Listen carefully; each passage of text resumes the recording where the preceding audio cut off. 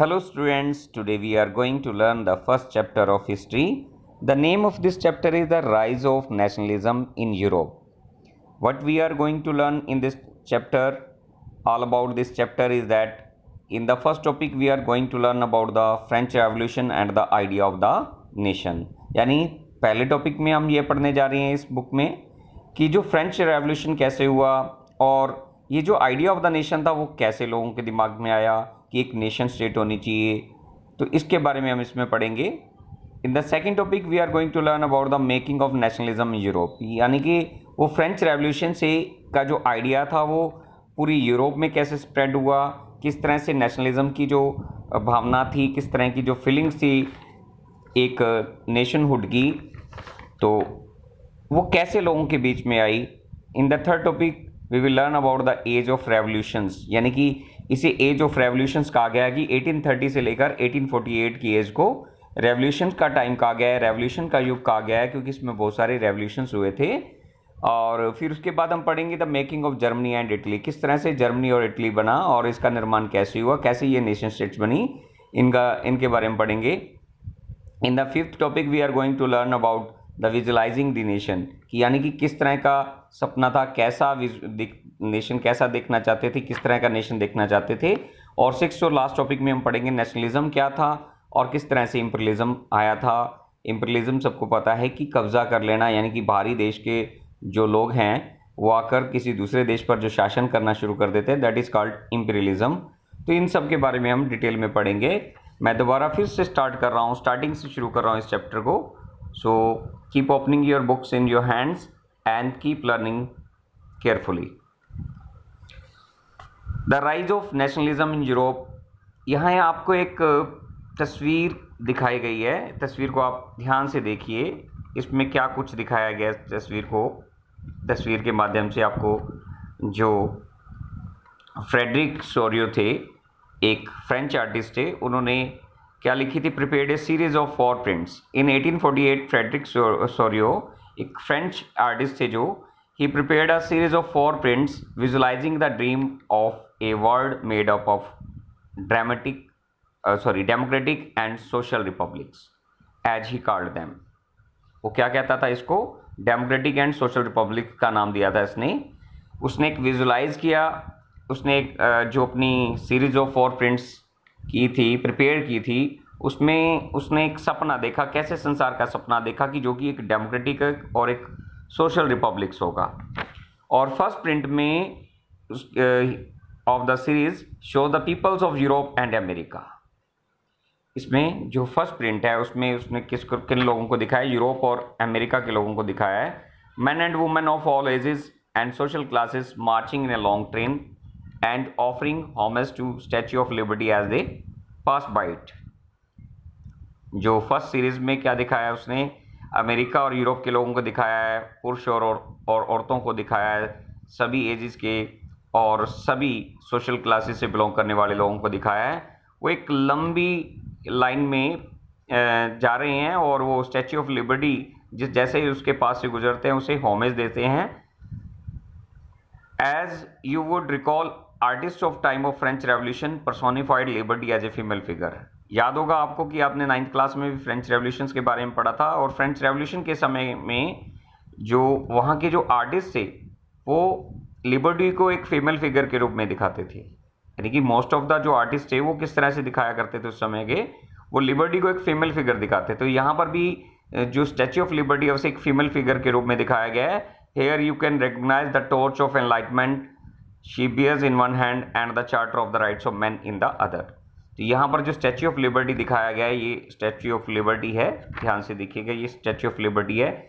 इसके एक हाथ में क्या दिखाई गया है, एक हाथ में तो चार्टर ऑफ जो राइट्स ऑफ मैन हैं वो दिखाए गए हैं, तो दूसरे हाथ में क्या दिखाया गया है, जो टॉर्च ऑफ एनलाइटमेंट है, यानी जागरूकता प्रदान करने वाली लाइट दिखाई गई है, मशाल दिखाई गई है.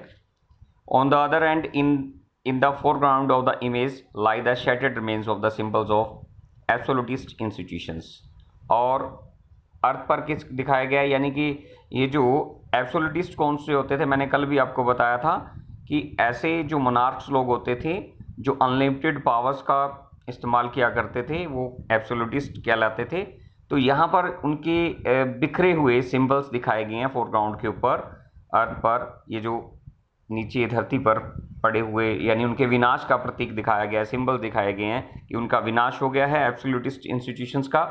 और उसके बाद जो है डेमोक्रेसी आ गई है। इंसोरियस ऑटोपियन विजन के बारे में मैंने बताया था कि एक यानी कि एक ऐसा सपना कि एक परफेक्ट डेमोक्रेसी का सपना देखा जाता है, यानी इन चीज़ों का विज़न देखा जाता है कि जो वास्तव में एक कह सकते हो कि जिसे हम पूरा नहीं कर सकते, या जो वास्तविक रूप से में नहीं होता, संभव नहीं होता। The peoples of the world are grouped as distinct nations identified through their flags and national costumes. इसमें वर्ल्ड के लोगों को किस तरह से दिखाया गया है, डिस्टिंक्ट नेशन से बिलोंग करने वाले लोगों को दिखाया गया है, जिन्हें उनके फ्लैग्स के द्वारा पहचाना जा सकता है, या उनके जो नेशनल कॉस्ट्यूम, जो उनकी वेशभूषा है, उनसे पहचाना जा सकता है। और leading the procession the way और the statue of liberty are the United States and Switzerland. इसमें जो दिखाया गया है वो किन किन के फ्लैग्स को दिखाया गया है, किन कंट्रीज़ को दिखाया गया है जो लीड कर रहे हैं इस प्रोसेशन में, वो जो स्टैच्यू ऑफ लिबर्टी से आगे चल रहे हैं, are the United States and Switzerland हैं। और उसके बाद क्या है, ये पहले से क्या बन चुके थे उस समय तक already their nation states. France identifiable the revolutionary tricolour. France को उस समय 3 कलर से दिखाया गया, यानी 3 कलर का झंडा था उसका भी। है जस्ट रिच द स्टैच्यू, इस तस्वीर में फ्रांस अभी स्टैच्यू के पास पहुंचा है। She is followed by the peoples of Germany bearing the black red and gold flag. इसके बाद जो है जर्मनी के लोग हैं जिनके हाथों में क्या है, ब्लैक रेड और गोल्ड कलर का फ्लैग है। और interestingly at that time when Sorrieu created this image, यानी बड़ी ही रोचक बात है कि उस समय, जिस समय सोरियो ने ये इमेज को क्रिएट किया, उस समय जर्मन के जो लोग थे did not yet exist as a united nation. उस समय जर्मन के लोग यूनाइटेड नेशंस में के रूप में नहीं थे। The flag they carry is an expression of liberal hopes in 1848 to unify the numerous German speaking principalities into a nation state under a democratic constitution. यानी ये सोचा जा रहा था कि ये जो फ्लैग है जो उनके हाथों में था, वो एक एक्सप्रेशन था लिबर्टी की, लिबरल होप्स का 1848 में, कि वो जो अलग अलग प्रकार के जो जर्मन स्पीकिंग जो प्रिंसिपैलिटीज़ हैं, जो सिद्धांत है, उनको एक नेशन स्टेट बनाएगा और एक डेमोक्रेटिक कॉन्स्टिट्यूशन बनाएगा। Following the German peoples are the peoples of Austria. और इसके बाद जो जर्मन पीपल के बाद कौन से लोग दिखाए गए हैं, ऑस्ट्रिया के लोग, किंगडम्स ऑफ द 2 सिसिलीज दिखाया गया, लंबार्डी दिखाया गया के लोगों को दिखाया गया, पोलैंड, इंग्लैंड और आयरलैंड के लोगों को, हंगरी के और रशिया के लोगों को दिखाया गया है। फ्रॉम द हेवंस अबव, और ऊपर स्वर्ग में कौन दिखाए गए हैं, Christ, saints and angels gaze upon the scene. यानी ऊपर अगर आप ये देखेंगे, ये जो दिखाए गए हैं, ये एंजल्स दिखाए गए हैं, सेंट्स दिखाए गए हैं, क्रिस्ट दिखाए गए हैं, यानी देवी देवता भी ऊपर से आशीर्वाद प्रदान कर रहे हैं कि, यानी ये जो सोरियस ने ये जो पेंटिंग बनाई है उसमें ये दिखाया है कि देवी देवताओं का भी इनको आशीर्वाद है। अगर वो डेमोक्रेटिक कॉन्स्टिट्यूशन बनाती है, डेमोक्रेटिक स्टेट्स बनाते हैं, नेशन स्टेट्स बनाते हैं, तो भगवान भी, देवी देवता भी, कृष्ण भी, संत भी अपना आशीर्वाद प्रदान करेंगे। They have been used by the artist to symbolise fraternity among the nations of the world. यानी इनका प्रयोग आर्टिस्ट के द्वारा फ्रेटर्निटी, जो नेशंस ऑफ द वर्ल्ड हैं उनके बीच में फ्रेटर्निटी लाने के लिए, सिंबलाइज करने के लिए इसका प्रयोग किया गया है। तो इस तरह से हमने इसके बारे में पढ़ा हमने। अब फ्रेंच रेवोल्यूशंस और उसके आइडिया ऑफ द नेशन से शुरू करेंगे हम। क्या है इसमें मेजर चेंजेस क्या आई थी? Major changes during revolutions, la patrie and le citoyen emphasise united community and equal rights. यानी कि जो फ्रेंच रेवोल्यूशंस के जो लोग थे, आपने फ्रेंच रेवोल्यूशंस के बारे में 9th क्लास में अच्छे से पढ़ा है कि क्या हुआ था फ्रेंच रेवोल्यूशंस के टाइम, क्या हुआ था, क्या नहीं हुआ था। तो ये जो फर्स्ट क्लियर कट जो एक्सप्रेशन है रेवोल्यूशन का, वो फ्रेंच रेवोल्यूशन जो 1789 में हुआ था, उसी से पता चलता है कि वहाँ, तब हमें याद होगा कि फुल फ्लैज उनका जो टेरिटोरियल स्टेट थी वो 1789 में, और under the rule of absolute monarch थे वहाँ लुइस 16। और जो पॉलिटिकल और जो कॉन्स्टिट्यूशनल चेंजेस आई मतलब फ्रेंच रेवोल्यूशन के दौरान, वो क्या था कि ट्रांसफ़र हो गया सॉवर्निटी का मोनार्की में, और फिर जो एक मतलब लोगों को क्या मिला था, वोट का अधिकार मिला था। और ये जो रेवोल्यूशन था, इसने ये घोषणा की थी कि इट वाज द पीपल, यानी कि ये लोग ही हैं हु वुड हैंसफोर्थ क्या बनेंगे, constitute the nation and the shape it's destiny. यानी ये लोगों के हाथ में है कि वो कैसे अपने नेशन का संविधान बनाएं और अपने भाग्य का निर्माण वो खुद ही लिखेंगे, यानी अपने भाग्य का निर्माण वो खुद ही करेंगे। यानी ये जो नागरिक होंगे इस देश के, वही लोग अपने भाग्य का निर्माण करेंगे और अपने देश के लिए संविधान भी वो खुद ही बनाएंगे। और from the very beginning the French revolutionaries introduced various measures and practices that could create a sense of collective identity amongst the French people। यानी कि उस समय शुरुआत में जो फ्रेंच रेवोल्यूशनरी थे, उन्होंने कई कदम उठाए और प्रैक्टिस दैट कुड, यानी जो सेंस ऑफ कलेक्टिव आइडेंटिटी बना सकती थी फ्रेंच के लोगों में। तो ये जो विचार था ला पैट्री एंड ली सिटिजन, यानी ला पैट्री क्या होता है, द फादरलैंड होता है, ली सिटिजन क्या होता है, द सिटीजन। यानी कि ये जो फादरलैंड है, इनकी लैंड है, और जो यहाँ के नागरिक हैं उन्होंने यूनाइटेड कम्युनिटी और इक्वल राइट्स पर जोर दिया।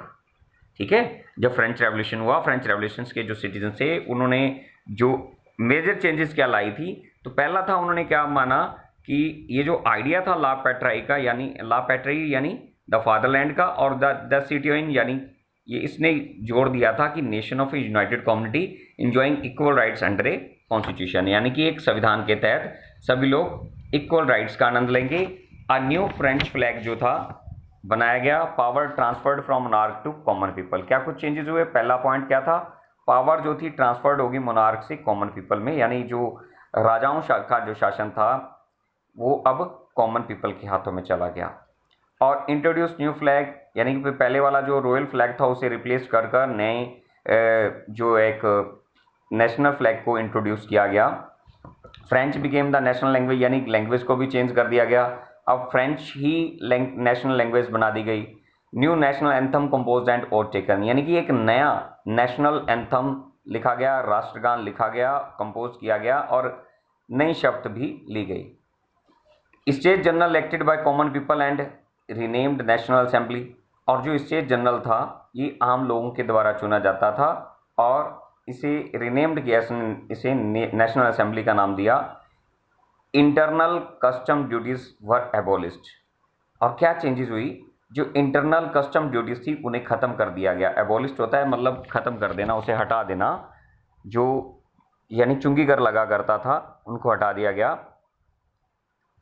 Nationalism idea taken abroad by French army, French army के द्वारा ये जो राष्ट्रवाद का जो विचार था इसे दूसरे देशों में फैलाया गया। अब्रॉड होता है दूसरे देशों में। तो ये जो मेजर चेंजेस थे ये फ्रेंच रेवोल्यूशन के दौरान आए। ठीक है, तो इसके बाद क्या हुआ था कि जब ये जो न्यूज़ थी फ्रांस की, ये डिफरेंट सिटीज़ में यूरोप के डिफरेंट सिटीज़ में फैली, यानी जो स्टूडेंट्स थे और जो other number of educated middle classes थे, they also started thinking and they also started forming Jacobin clubs, उन्होंने भी जैकोबिन क्लब्स सेटअप करने शुरू कर दिए। और there activities and campaigns prepared the way for the French आर्मीज which moved into Holland, Belgium, Switzerland and much of the Italy in the 1790s। तो इनकी जो एक्टिविटीज़ थी, ये मैंने अभी आपको बताया कि फ्रेंच रेवोल्यूशन का जो आइडिया था विदेशों दूसरे देशों में भी फैला, और वहाँ के लोगों ने भी अपने अपने जैकोबिन क्लब्स बनाने शुरू कर दिए। और ये जो एक्टिविटीज़ थी और ये जो कंपेन था, ये इसने रास्ता तैयार किया फ्रेंच आर्मीज़ के लिए, जो हॉलैंड में मूव की, बेल्जियम में, स्विट्जरलैंड में and much of the Italy in the 1790s। With the outbreak of the revolutionary wars the French armies begin to carry the idea of nationalism abroad, मतलब ये जो आउटब्रेक हुआ revolutionary wars का इस और French armies का, इससे जो नेशनलिज्म का जो विचार था वो दूसरे देशों तक भी पहुंचा। ये था नेशनलिज्म, यानी कि मेजर चेंजेस क्या आई थी फ्रेंच रेवोल्यूशंस में। अब हम पढ़ते हैं नेपोलियन बोनापार्ट के बारे में। नेपोलियन सीज्ड पॉलिटिकल पावर, उसके बाद क्या हुआ 1799 में क्या हुआ, ये जो नेपोलियन था, नेपोलियन बोनापार्ट जो था वो सामने आता है, उसे ये जो आइडिया ऑफ डेमोक्रेसी है उसे पसंद नहीं होता, तो वो क्या करता है, वो इस आइडिया ऑफ जो डेमोक्रेसी या डेमोक्रेटिक सिस्टम है उसको वो हटा देता है और वो पॉलिटिकल पावर्स को अपने हाथों में ले लेता है। और 1804 में ही इंट्रोड्यूस सिविल कोड, तो इसे नेपोलियनिक कोड भी बोला जाता है। 1804 में उसने सिविल कोड इंट्रोड्यूस किया। इसके कुछ पॉजिटिव पहलू थे तो कुछ नेगेटिव पॉइंट भी थे। यानी इस नेपोलियनिक कोड में जो उसने अच्छी बातें क्या थी, ही इस्टेब्लिश्ड इक्वालिटी बिफोर लॉ, उसने कहा कि कानून के सब सामने सब समान है, कोई अमीर नहीं, कोई गरीब नहीं, सब लोग बराबर हैं और सब लोगों को इक्वालिटी मिलनी चाहिए। राइट टू प्रॉपर्टी का अधिकार दिया गया, फ्यूडल सिस्टम को ख़त्म कर दिया गया, फ्रीड पीजेंट्स फ्रॉम सर्फडम, यानी ये जो गुलामी थी, ये जो सामंतवाद था, यानी ये जो जमींदारी सिस्टम था, लोग गुलाम बनकर रहते थे, जो छोटे पीजेंट्स होते थे, उससे भी इसको मुक्त कराया। और जो गिल्ड रिस्ट्रिक्शन थी उसे हटा दिया गया, यानी जो पाबंदियां लगाई गई थी, जो पहले जो रिस्ट्रिक्शंस लगाई गई थी कि ये नहीं करना वो नहीं करना, जो अमीर लोगों को जो छूट दी गई थी, उसे सब कुछ हटा दिया गया। और ट्रांसपोर्ट एंड कम्युनिकेशन सिस्टम को भी सुधार किया गया, उसमें बहुत ज़्यादा बदलाव किए गए। तो नेगेटिव बातें क्या थी इस सिविल कोड की, वो थी इंक्रीज टैक्स, उस ही इंक्रीज द टैक्स, मतलब अब खर्चों को कैसे पूरा करेगा, उसने टैक्सेस को बढ़ा दिया। जो सेंसरशिप थी उसे सेंसरशिप वार इम्पोज्ड, यानी सेंसरशिप इम्पोज कर दी, यानी कुछ भी छपने से पहले वो क्या होगा, जो सेंसर बोर्ड है वो उसको पास करेगा। अगर नेपोलियन के खिलाफ या राजा के खिलाफ, उस शासक के खिलाफ अगर कुछ भी लिखा जाता था उसको हटा दिया जाता था या उनको धमकाया जाता था, यानी कुछ भी ऐसा नहीं छपने दिया जाता था जो कि राजा के शासन के खिलाफ होता था या नेपोलियन बोनापार्ट के शासन के खिलाफ होता था। He force to join French army, तो उस समय वो लोगों को मजबूर करता था कि वो फ्रेंच आर्मी में लोग शामिल हों। तो इस तरह थे, इससे ये जो चेंजेस आई थी और किस तरह से नेपोलियन बोनापार्ट का शासन आया, किस तरह सिविल कोड क्या था, इसकी फीचर्स क्या थी, यही क्वेश्चंस आपने आज लर्न करने हैं, ये आपका होमवर्क है। Thank you and have a nice day.